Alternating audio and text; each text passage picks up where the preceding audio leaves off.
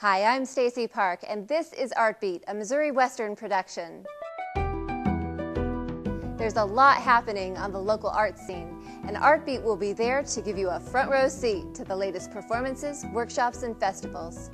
We'll also go behind the curtain to chat with the local artists, volunteers, and organizations that make it all happen. So let's go see what's happening in this edition of Art Beat. We're here today at the St. Joseph Museums to learn about a very special club where the main objective is making learning fun. The American Girl Doll Club for the St. Joseph Museums began 2 years ago. It began because our educator at the time, Amy Greer, she saw a need and decided that American Girl dolls are very popular, and so the St. Joseph Museum should have a club. So she kind of got it started, and through her involvement and the Schultz Family Foundation, who were very generous in donating funds to allow the purchase of the American Girl dolls, we were able to start it up, and we contacted the membership and put some press releases out there, and we've been going ever since. The American Girl dolls themselves are celebrating their 25th anniversary, so they've been around since 1986. And these dolls are not just a doll. They do have accessories that can come with them, and they have books with them, and it's a complete story. And it's not just one book, it's usually 6 books. At the back of each book is something that's called Looking Back, and it talks about the world of that doll in actual history. The books are fictional, although the background is historically accurate. And then there's also movies.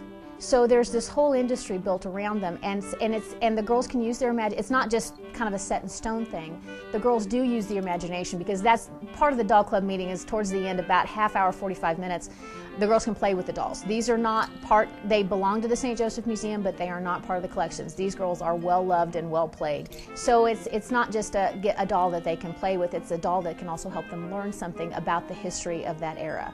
And the years of the dolls actually go from 1764 up to 1974. There are some gaps, but you get 18th century up to the 20th century. And it's also a case of where there's different ethnicities involved with the dolls.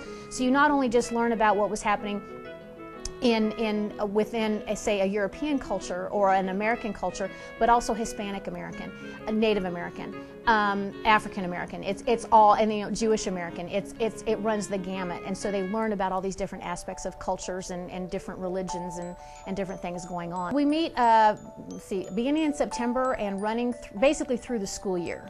We don't meet in the summertime because there's so much going on and vacations and things like that. But basically September through May, we meet on the second Friday of every month, and it runs from 6:30 to 9. And the meetings include a meal. We have pizza and fruit and sometimes ice cream, just different things like that. And then we get started with the doll club meeting. And each meeting consists of a little history lesson, something about a doll. We kind of select a doll for the month, or more than one. It just kind of depends on what's going on. And then there's a craft, and a craft that the girls can take home. It's not something that they leave here, that they can take the craft home with them. The dolls themselves are set to be 9 years old, but our doll clubs, we have girls anywhere from 7 years old up to 11 years old. And occasionally a little sister will come. We've had a little 5-year-old that comes.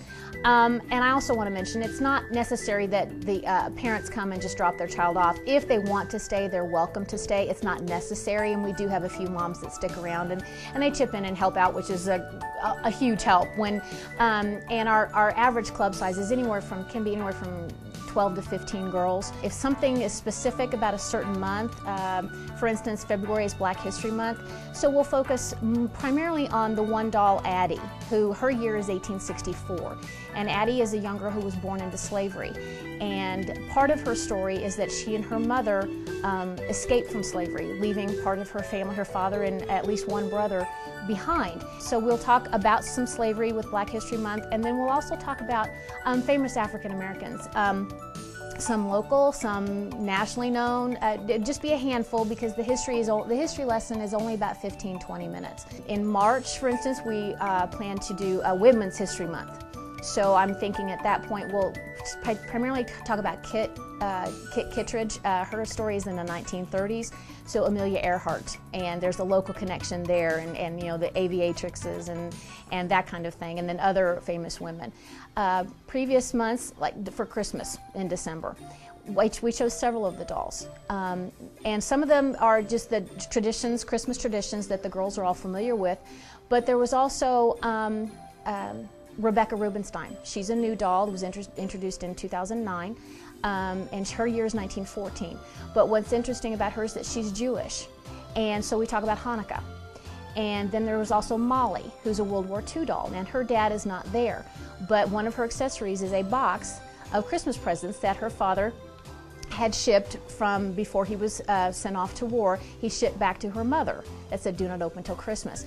And that's relevant because there's a lot of the girls that have friends and family who have moms and dads or aunts and uncles that are currently deployed to Iraq or to Afghanistan. So we try to keep it relevant. We try to talk about things that the girls will understand.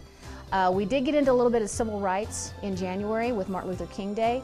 The doll we did then was Julie, and her year is 1974, so we got into the Equal Rights Amendment a little bit. We do try to take some historical event or something significant about a specific month and relate it to one or more of the dolls, and then again, anything that maybe fits into the museum collection that they may not get a chance to see someplace else. One of our volunteers and her daughter and her friend come to the doll club.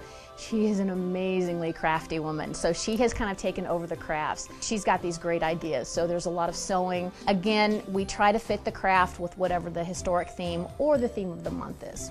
I hope they learned a little something and had fun while they were doing it, because learning can be fun. That's what I believe. So I'm hoping that they learned a little something historical that it's easy for them to relate and maybe sparks an interest in them.